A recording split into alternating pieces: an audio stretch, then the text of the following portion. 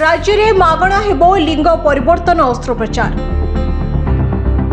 तृतीय लिंगिक शिक्षानुष्ठान संरक्षण और स्वतंत्र हॉस्टेल।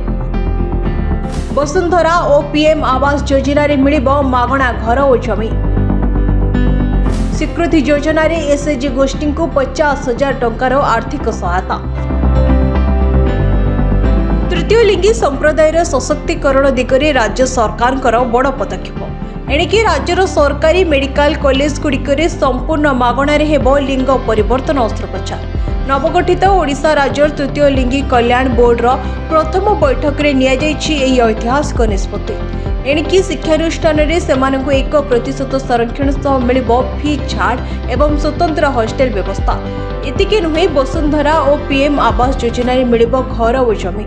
अन्यपटे स्वीकृति योजना रे 41 तृतीय लिंगी स्वयं सहायक गोष्ठी को 50,000 टंका लेखा एकाकालीन आर्थिक सहायता प्रदान करा जायछि।